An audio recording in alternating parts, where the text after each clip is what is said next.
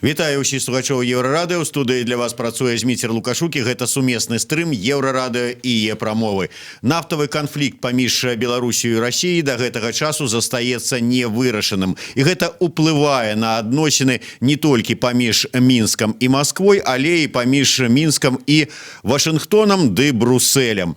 Наколькі моцна нафтавае пытанне змяняе знешнепалітычныя вектары Беларусі, мы сёння і абмяркуем з маім гостем у студыі, а гэта палітолог, коаардынатар праграмы «Знешняя палітыка Беларусі» Савета па міжнародных адносінах «Мінскі дыялог» Дзяніс Мельянцоў. Добрый день, Дзяніс. Добрый день, Зміцер. Дзяніс, давайте пачнем з вашага чарговага барометру, які вы нам прадставілі 2 дні таму. Тым не менш, не ўсе бачылі, чулі, а там менавіта тое, як змяніліся апошнім часам вось адносіны. Ввогуле, што паказвае барометр нашых знешнепалітычных сувязяў? Можете вот так вот коротко па асноўных накірунках? Па-першае, для тых, хто не ведае, мінскі барометр – гэта такі маніторинг, які робіцца кожныя 2 месяцы. І такой цікавосткай гэтага барометра з'яўляецца тое, што розныя міжнародна-палітычныя з'явы, падзеі мы алічбоўваем, скажем так, то бок прысвойваем ім пэўны бал з тым, каб паглядзець, якім чынам у дынаміцы развіваюцца адносіны на розных накірунках знешняй палітыкі і ў сферы бяспекі ўнутры Беларусі і па-за межамі Беларусі. І гэты барометр, ён адметны тым, што туды патрапілі, у гэты прамежак часу патрапілі, скажем так, досыць прарыўныя рэчы, асабліва на заходнім накірунку. Гэта падпісанне візавага пагаднення з Еўрапейскім Саюзам доўгачаканага, і гэта візіт Пампео. Таксама такі прарыўны. Упершыню за 26 год прыехаў у Беларусь амерыканскі дзяржсакратар. Таму, канешне, на гэтых накірунках у нас такі значны і рост. Вось, што датычыць Расіі, то у нас там адносіны зайшлі далёка ў мінус, там мінус 8 балаў. Гэта ў параўнанні, скажем, калі мы берем прамежак там некалькі год, то гэта амаль што рэкорд. Прыкладна тое ж самае мы назіралі год назад, калі быў скандал з расійскім амбасадарам, і таксама невырашанае пытанне па нафце і газу. І зараз мы таксама бачым гэту яму, скажем так, ці дно нейкае прамежкавае на беларуска-расійскіх адносінах. Кітай досыць стабільны, хаця там трошку таксама знізіўся ўзровень кааперацыі і камунікацыі, паколькі каранавірус, усе гэтыя санітарныя рэчы. Украіна, наадварот, падвысілася, нягледзячы на тое, што там нейкіх такіх падзеяў кшталту двухбаковых форумаў на ўзроўні кіраўнікоў дзяржавы не было. Што датычыць бяспекі, прыкладна той жа самы ўзровень. Мы канстатуем, што ў нашым рэгіёне ёсць вайсковае прыгатаванне, ёсць такая рэгіянальная гонка ўзбраення, якая фіксуецца, але пакуль што яна, скажем так, не вельмі крытычная, яна не прыводзіць да нейкай эскалацыі канфлікта, но тым не менш ёсць такія значныя, скажем, перасцярогі, і за гэтай сітуацыяй трэба назіраць. Вось вы сказали, что барометр показывае мінус у адносінах з Расіяй, прычым мінус, які не назіраўся ўжо шмат гадоў у параўнанні там вот за, ці скажем так, можа нават ніколі не назіраўся такі мінус. Але што маецца на ўвазе пад мінусам у адносінах? Гэта азначае пахаладанне ў верхах, гэта азначае нейкія там крытычныя настроі ў грамадстве, ці крытычныя нейкія матэрыялы ў СМІ. Што мы маем на ўвазе? Мы вымяраем комплекс, скажем так. Калі, напрыклад, былі негатыўныя заявы ў сродках масавай інфармацыі, там першых асобаў краіны ці там міністраў, гэта ідзе таксама ў мінус. Калі, напрыклад, у нас зацягваецца падпісанне ці блакуюцца перамовы, скажем, там па нафце, па газу, па дарожных мапах гэтых, то таксама гэта ідзе ў мінус. Калі, напрыклад, ёсць сустрэчы, якія ставяць на мэце вырашэння пэўнага пытання, але оно не вырашаецца, паведна, гэта таксама мінус. Мы сацыялогію тут не ўлічваем, гэта крыху іншы, скажем, план міжнародных стасункаў. Мы ўлічваем хутчэй палітычныя, эканамічныя падзеі. Яны могуць быць там са знакам плюс, са знакам мінус. Напрыклад, санкцыі, якія ўводзяцца, ці Роспатреб нагляд зноў там увёў нейкія карантынныя меры ці яшчэ нешта вось такое, гэта ідзе адпаведна ў мінус. І тут паколькі мы назіраем такі комплекс праблемаў у беларуска-расійскіх стасунках, яны датычаць не толькі нафтагазу, там і дарожныя мапы, і візавая праблема, пагадненне таксама не падпісанае з Расіяй, там скарачэнне колькасці вайсковых сумесных мерапрыемстваў, то бок велізарны такі клубок праблемаў. Вось гэта ўсё, ў прынцыпе, азначае, чаму гэта сышло ў мінус. Ну, зразумела, вось такі аналіз ці такія паказчыкі нам дае барометр. Кіраўніком этого аналізу з'яўляецца Дзяніс Мільянцоў. Зараз у мяне да вас пытанне ўсё ж такі як да кіраўніка гэтага аддзела знешняй палітыкі Беларусі у мінскім дыялоге. Скажіце, ласка, ўсё ж такі, калі мы загаварылі найперш пра Расію, як бы вы ацэнілі на сённяшні дзень стан адносінаў паміж афіцыйным Мінскам і Масквой? Наколькі сур'ёзна можна ставіцца да ужо не адзін раз прагучаўшых заяваў Александра Лукашенка, калі перадаваць даслоўна, то нахрана нам такі саюз у дачыненні да ўсіх гэтых ЕАЭС і астатніх такіх усходніх саюзаў, якія мы ўваходзім? Адносіны можна ацаніць на -8, я вже сказаў, па шматбальнай сістэме. Насамрэч, калі так трошку сур'ёзней, то мы назіраем адзін з самых комплексных крызісаў у беларуска-расійскіх адносінах і адзін з самых глыбокіх, таму што і газавыя, і нафтавыя мы перажывалі крызісы, але вось каб гэты крызіс ахопліваў шмат сфераў двухбаковых адносінаў, уключаючы эканоміку, і візы, то бок перамяшчэння грамадзянаў, то гуманітарны нейкі такі блок. Маецца на ўвазе ўзаемнае прызнанне віз, гэта падпісанае пагадненне. Тут таксама і вайсковае пытанне, зноў-такі скарачэння гэтых колькасці мерапрыемстваў і пытанне, што далей будзе з вайсковымі расійскімі аб'ектамі, таму што бакі неяк мусяць, скажам, дамова яшчэ не скончылася. Не, яна сканчаецца ў наступным годзе, але і Расія, і Беларусь павінны вырашыць, то бок там ёсць пэўная працэдура, што яны, скажам так, не супраць працягнуць гэта, мусяць быць кансультацыі паміж двумя краінамі. І я думаю, што гэтыя казары яны пакуль што трымаюцца у такім прыхаваным месцы. Вось. І цяперашні крызіс, ён, скажам, па ўсеабдымнасці, ён самы такі складаны ў двухбаковых адносінах, і раней рэдка было, калі кіраўнікі дзяржаў публічна выносілі вось гэтыя праблемы, скажам так, у тэлебачанні. Таму што раней ўсё ж такі была такая нават формула, памятаеце, спор хозяйствующих суб'ектаў.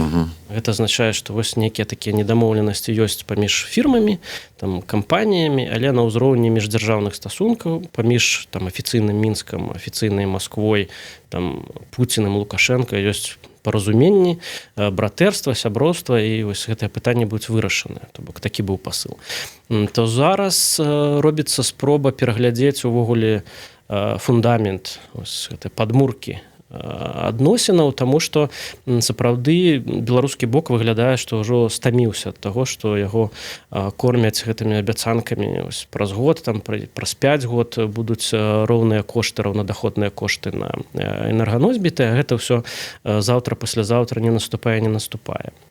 І больш за тое Расія робіць гэты так званы падатковы манёвр, які прывядзе да таго, што кошты фактычна стануць сусветныя. І Расія разглядае гэта як вось такую пэўную роўнасць і справядлівасць, калі яе фірмы будуць набываць кампаніі па сусветных коштах, але плюс у іх там таксама будуць свае пэўныя льготы. І беларусы будуць набываць, то гэта справядліва. Беларусы лічаць, што справядліва гэта нізкая цана для ўсіх, груба кажучы, там ёсць шмат нюансаў. І Беларусь, як мы ўжо шмат разоў казалі ў гэтай студыі, разглядае вось гэтыя субсідыі так званыя расійскія як аплату за свае паслугі, у тым ліку у вайсковым сэнсе. Не толькі гэтыя вайсковыя аб'екты, але таксама і ўдзел Беларусі у адзінай вайсковай сістэме, калі адбудзецца канфлікт, і плюс адзіная групоўка супрацьпаветраная абарона. Вось. Таму тут розны погляд мы назіраем з двух бакоў, і ні Беларусь не хоча ісці на саступкі, ні Расія не хоча ісці на саступкі. І вось гэты працяглы крызіс, колькі ён ужо доўжыцца, мы больш за год кажам пра гэтыя перамовы, ён дэманструе, што Беларусь ідзе на прынцып.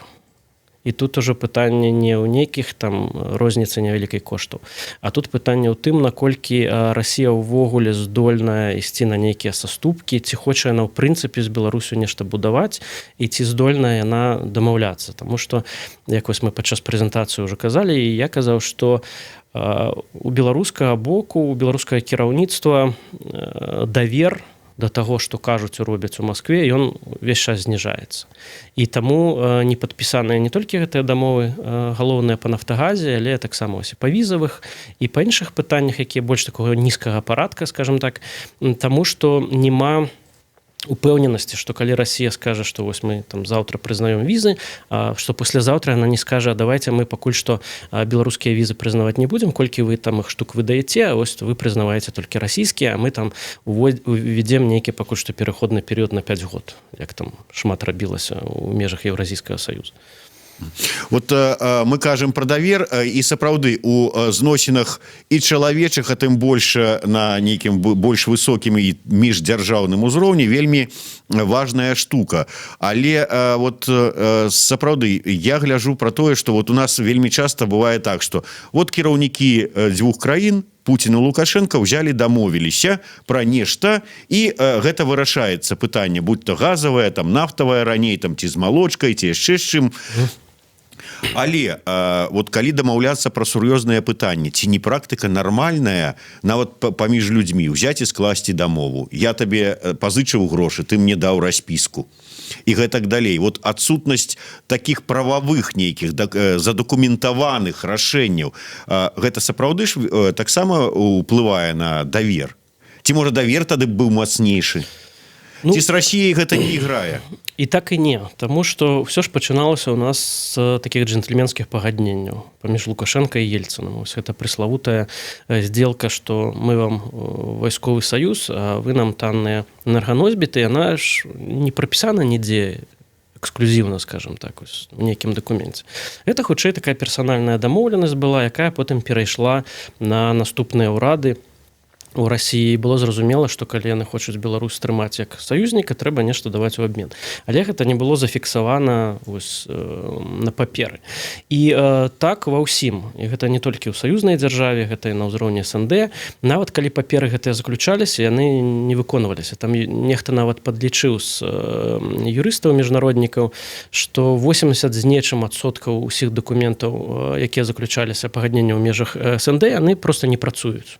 То бок няма палітычнай волі іх выконваць. То бок тэарэтычна то можна, канешне, заключыць нейкую дамову з Расіяй, але не факт, што Расія будзе яе выконваць. Ну і Беларусь таксама, я думаю, такімі пытаннямі грашыць.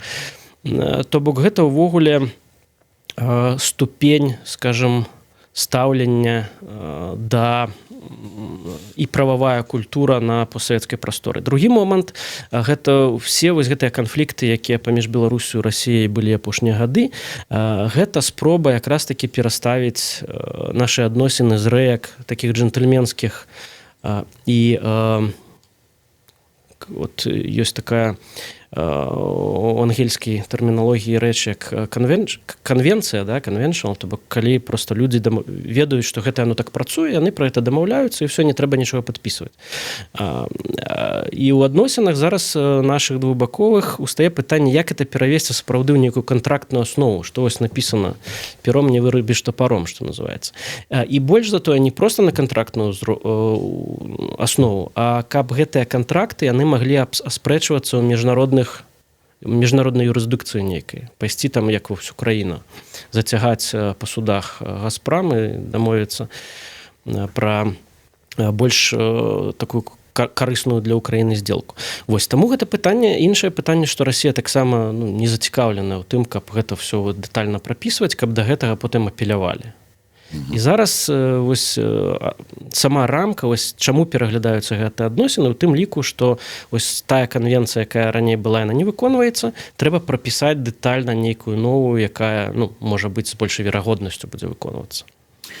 І гучаць такія меркаванні, што, маўляў, ну, глядзіце, Расія капіталізаваная краіна, там усё, там алігархі, капіталізацыя значна вышэйшая, чым у Беларусі, і, маўляў, сапраўды вот вырашаюцца пытанні проста грашовыя. Ну, як кажуць, там бізнес нічога асабістага. Калі мы сапраўды пераходзім на нейкія такія чыста фінансавыя адносіны, як ва ўсе іншыя краіны, то ці не мае сэнсу сапраўды, як кажа Александр Рыгорович, перагледзець усе нашыя там сяброўствы ў іншых саюзах. Ну, чаго нам нейкія браць на сябе абавязкі там у межах нейкага саюза, калі мы на тых же самых умовах будзем атрымліваць і гандляваць з Расіяй, як і ўсе астатнія краіны, тая ж самая Літва ці Польша ці Нямецчына. Пакуль што ёсць спадзеў, што да нечага мы яшчэ дамовімся.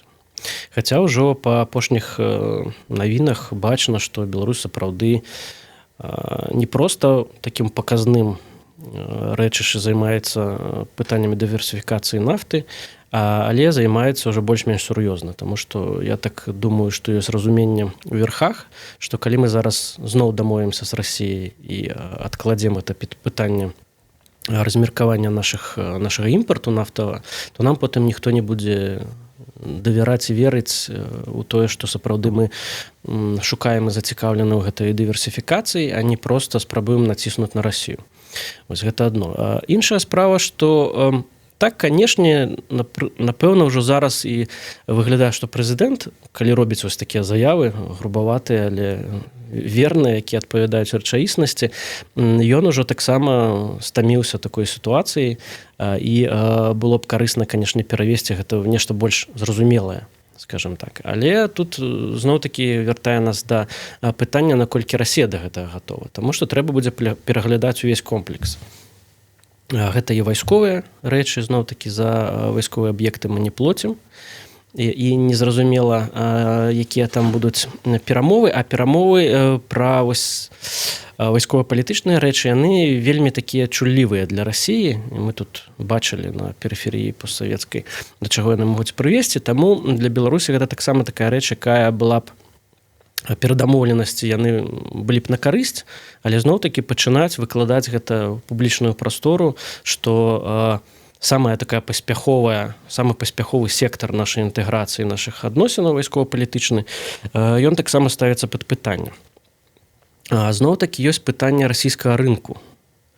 І калі Беларусь сапраўды пойдзе на прынцыпы перагляд усіх адносінаў па рынкавым такім прынцыпе, то зноў-такі могуць узнікнуць праблемы доступа беларускіх тавараў да расійскага рынку, мы это шмат дзе назіралі.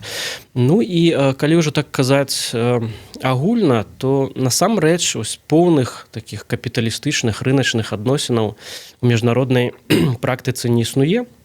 Калі мы кажам пра вялікія дзяржавы, такія як там Злучаныя Штаты, Расія, ўсё роўна ёсць такі квід пра кво. Вы нам нейкія палітычныя рэчы, мы вам нейкія эканамічныя рэчы. Вось прыгадвалі на той же самай прэзентацыі пра тое, што Расія шмат каму выбачае даўгі. Ну, гэта таксама ўсё не проста так. Ёсць нейкі там доступ да актываў у гэтых краінах, ёсць нейкая падтрымка ў іншых сферах, у палітычных, скажем так, ну, груба кажучы, там пэўная краіна галасуе так, як трэба для той же самай Расіі в Арганізацыі Аб'яднаных Нацый, ці недзе яшчэ. Бок гэта нармальная такая міжнародная практыка. Вот часам дзіўныя даволі каментатары у нас з'яўляюцца на старонках, да прыкладу, чамусьці нашу цяперашнюю размову каментуюць так, што ўсё, што робіць наша бел-чырвона-белая апазіцыя, другое нас няма, ідзе на карысць палітыкі польскага ўраду. Бел-чырвона-белыя змагары нешта там змагаюцца і гэтак далей. Я вам скажу, дарагія мае, змагар – гэта вельмі добрае беларускае слово. і змагацца за Беларусь і за тое, каб яна годна выглядала, за яе інтарэсы павінны і бел-чырвона-белыя, і чырвона-зялёныя, без розніцы. Што зараз, дарэчы, вот мы узгадалі дыверсіфікацыю всіх гэтых адносінаў і сродкі знайсці альтэрнатыўных пастаўшчыкоў, чым зараз актыўна займаюцца беларуская ўлада, адстойваючы такім чынам інтарэсы Беларусі. Наколькі рэальна, на ваш погляд, што мы сумесна з балтыйскімі краінамі, з той жа самай Украінай, такі зробім, як мы уже казалі падчас этой вот вашай прэзентацыі барометра, такі вот, можа быць, про агульную трубу, каб можна было да Беларусі пастаўляць і нафту, якая прыходзіць у порты Балтыкі, і таксама з партоў, якія у Чорным моры знаходзяцца. Балта-чарнаморскі калектар. Да, назовем это так. Зінову Станіславовичу.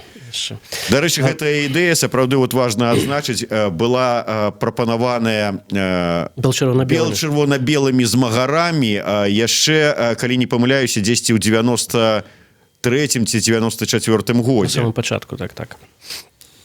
Гэта ідэя цалкам рэальная, тым больш, што гэта каштуе не такіх ужо велізарных грошай. Калі мы кажам проста пра наладжванне інфраструктуры мінімальнай. Канешне, калі гаворка пра тое, каб перапампоўваць сюды 20 з нечым мільёнаў тонн, як мы звычайна перапрацоўвалі ў добрыя гады і прадавалі гэта, то гэта будзе, канешне, зрабіць цяжэй, таму што і трубаправодную сістэму трэба адпаведную, трэба таксама і магутнасць партоў пашыраць балтыйскіх і так далей.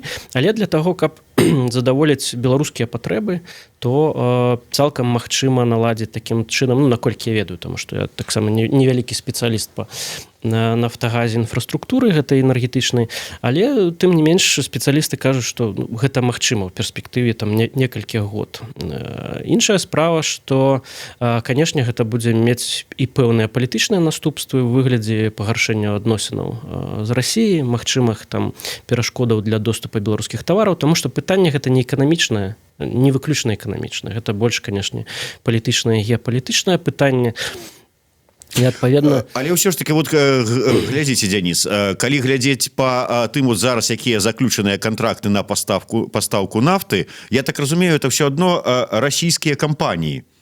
Збольшага, вот пакуль што якія заключаныя контракты, расійская нафта будзе ісці, хай вот не так вот, ні по трубе, ні афіцыйна. Потому что это танней, конечно, мы ж тут таксама мусім. Да, я до таго, што ўсё адно ж у Расію ідуць грошы, то есть у Расіі мы купляем, хай вот не праз трубу, не так, а ўсё адно у расійскіх здабытчыкаў, у расійскіх пастаўшчыкоў. Чаму, калі расійская нафта нам будзе ісці праз порт у балтыйскі нейкі, і потым перавозіцца сюды там альбо цыстэрнамі, альбо трубой, калі яе пракладуць, зробяць так.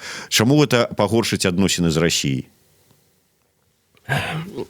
Глядзіце, ёсць 5 вялікіх кампаніяў расійскіх, за пастаўку якім мы плоцім прэміі таксама.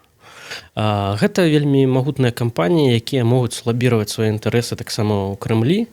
І все гэтыя падпісваліся дамовы нафтагазавыя нашы таксама на самым высокім узроўні. Гэта паказвае, што гэта не ўзровень хазяйствуючых суб'ектаў, гэта ўсё ж такі ўзровень палітычны.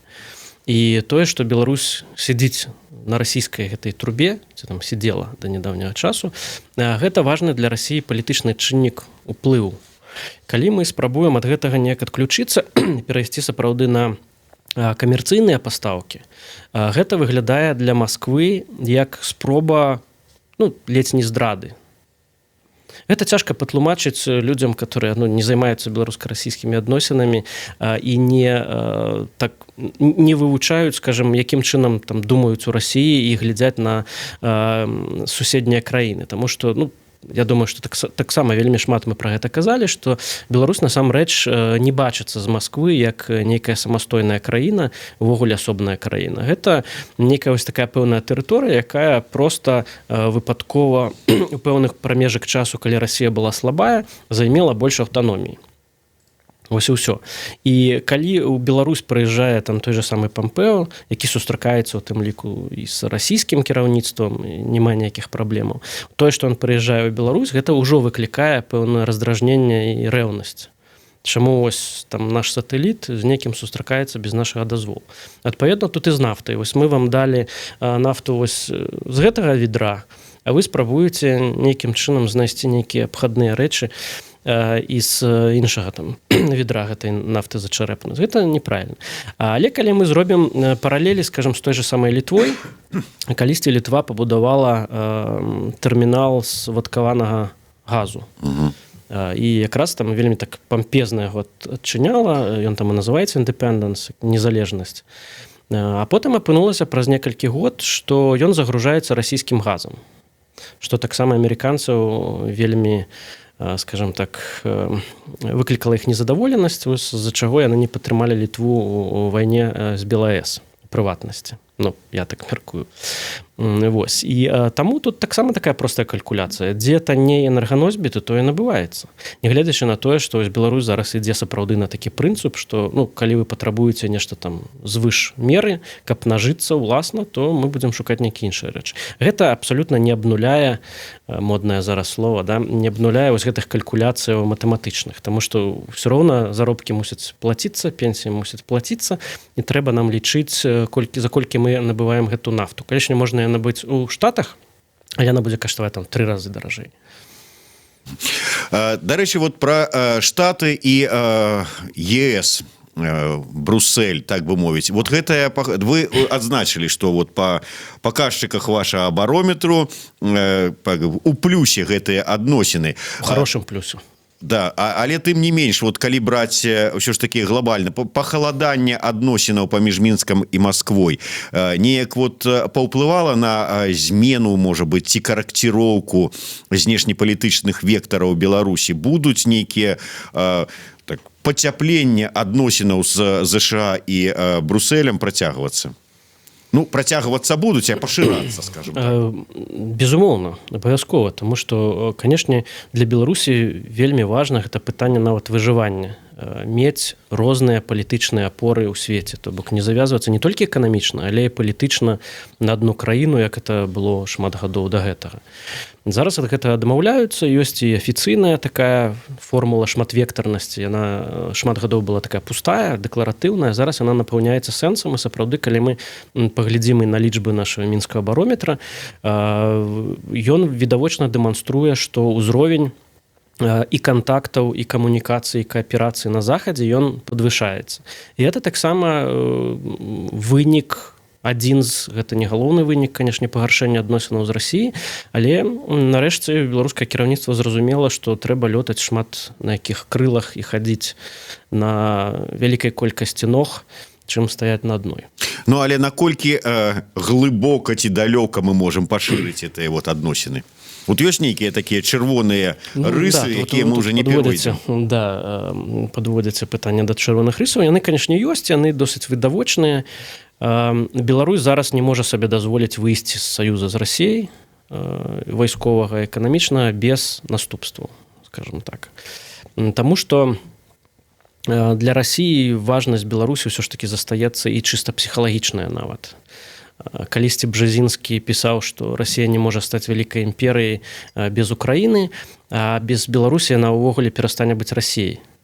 Таму што гэта вось такія ключавыя, скажем так, гістарычныя, палітычныя рэчы, і калі сапраўды Расія згубіць Беларусь, у іх у галавах это такім чынам выглядае, то Расія ўвогуле стане краінай, якая не можа да сябе прыцягваць ніякіх саюзнікаў. Нават Беларусь, которая разглядаецца як проста частка вось гэтага рускага народа. То бок тут псіхалагічны момант, і другое, гэта вайскова-палітычнае, які мы ўжо закраналі, гэта так званы беларускі балкон, беларуская тэрыторыя, якая ўдаецца ў тэрыторыю краінаў НАТО, і якая выключна важная для абароны калінінградскага эксклава і блакады і акружэння краінаў Балтыі ў выпадку канфлікта. І тут таксама ўзнікне вялікае пытанне ў расійскага генералітэта, як мы мусім аддаваць гэтую тэрыторыю, ці мусім мы аддаваць гэтую тэрыторыю. Тое ж самае, як было з Крымам. Мы, рускія генералы, вырашылі, што калі мы страчваем Крым, мы страчваем кантроль над Чорным морам. Адпаведна, вось нешта такое можа быць і ў выпадку Беларусі. Таму гэта такія чырвоныя, самыя найчырванейшыя лініі. Андрей Казанович пытается, як паўплывае нафтавы крызіс на рэфармаванне эканомікі і змены ўлады? Ну, пытанне как бы занадта аптымістычнае, я скажу, ці паўплывае хоць нейкім чынам? На першае, канешне, паўплывае, таму што калі, скажем так, лепей уже не будзе, як там НРМ пелі калісьці, таму трэба будзе аптымізаваць шмат якія датацыйныя там сферы, напрамкі. Гэта азначае, што некаторыя стратныя заводы мусяць быць прададзеныя, расфармаваныя і так далей. Таму нейкая абмежаваная, скажем так, рэформа беларускай эканомікі, яна будзе. З іншага боку, я думаю, што калі задаюць такія пытанні, то маюць на ўвазе там шокавую тэрапію па польскім сцэнары. Вось такога, ну, я не скажу, што не будзе, таму што всякае можа быць, і калі там сапраўды ў Расіі будзе вельмі жорсткі крызіс і там сусветны крызіс, каранавірус невядома як паўплывае на кан'юнктуру эканамічную, але беларускія ўлады як мага хацелі б стрымаць, каб гэта была нейкая вельмі паступовая, паслядоўная, плаўная прыватызацыя і змянення. Ну, заканадаўчыя змяненні, напрыклад, адбываюцца ўвесь час, што там да падаткаў, нейкіх іншых рэчаў, субсідыяў і гэтак далей. Што датычыць палітычнай трансфармацыі, то ну, гэта малаверагодна. І наадварот, ёсць такая адна з тэорыяў, нам кажа, што калі адбываюцца эканамічныя крызісы, то ўлада не мае тэндэнцыю змяняцца. Хутчэй наадварот. Калі праходзіць там пэўны тэрмін такіх тлустых гадоў, людзі пачынаюць патрабаваць для сябе большых свабодаў, у іх з'яўляюцца большыя чаканні, і потым, калі яны бачаць, што іх чаканні не спраўджваюцца, абвальваецца сітуацыя, там дэстабілізуецца. Ось пасля гэтага адбываюцца рэвалюцыі. Ёсць там нават цэлая кніжка пра гэта напісана, называецца «Чаму людзі бунтуюць». Вельмі раю пачытаць. Ну і ёсць такое, што калі такія вот цяжкасці эканамічныя, а ўлада не збіраецца мяняцца, то яна вельмі тады, калі раней, можа быць, на пэўныя праявы палітычнай актыўнасці рэагавала так досыць спакойна, то ў такія перыяды, наадварот, яна пачынае нервавацца. І я вот гэта ўжо пагроза, так. Да, і я вот пра будучыя прэзідэнцкую кампанію, тут пра заявы, там, што там кандыдаты пратэста, вулічныя акцыі там, і гэтак далей. Што рэакцыя можа быць, як вы лічыце, прадказальнай ці непрадказальнай? Ну, рэакцыя прадказальная ў тым сэнсе, што яна будзе жорсткай. І тут трэба ўлічваць і іншыя чыннікі, і не толькі, што там улада больш нервуецца. Улада, канешне, больш нервуецца, калі яна бачыць, што сацыяльны яе падмурак ён нейкім чынам змяншаецца. Яна выдаткоўвае менш тых транзакцыяў з мэтай сваёй падтрымкі, чым гэта было раней. Іншая справа яшчэ і ў тым, што калі раней Беларусь бачыла, што трэба трымаць сябе ў руках для таго, каб, ну, я буду так трошку агрубляць, каб спадабацца захаду, там выйсці з-пад санкцый і гэтак далей, то зараз гэта будзе мінімальным фактарам, больш-меншым, скажем так, нізкага парадку фактарам, таму што зараз для самого захада ёсць іншыя выклікі, і яны не ставяць мэту дэмакратызацыі, змянення палітычных рэжымаў, так як яны ставілі там падчас кадэнцыі Буша, скажем, пачатку 2000-х. Зараз яны больш зацікаўленыя ў стабілізацыі, бяспецы, зноў-такі каранавірус, украінскія падзеі, і гэта прывяло да таго, што на Беларусь глядзяць хутчэй не як на апошнюю дыктатуру Еўропы, якую трэба змяніць, як на краіну, якая, ў прынцыпе, такі важны гулец рэгіянальны для стабілізацыі гэтай сітуацыі. Неважна, што там у Беларусі адбываецца, ну, да пэўнай меры, так, канешне. Але важна, каб гэта краіна захоўвала стабільнасць, мяжу трымала з Украінай, каб там было ўсё ў парадку, каб паўночная мяжа была зачынена. Вось. І з такога гледзяча беларускія ўлады сябе пачуваюць больш спакойна. Да, я уже не першы раз чую прагноз про тое, што рэакцыя ўладаў на вулічныя акцыі падчас выбарчай кампаніі несанкцыянаваныя розныя, да якіх заклікаюць як Северынец, так і Статкевіч, можа быць дастаткова жорстка, і таму гэта трэба улічваць арганізатарам. Дзякуй вялікі. Дзяніс Мільянцоў, Зміцер Лукашук, сумесны стрым, Еўрарадыё і Е-прамова. Слухайце і глядзіце нас.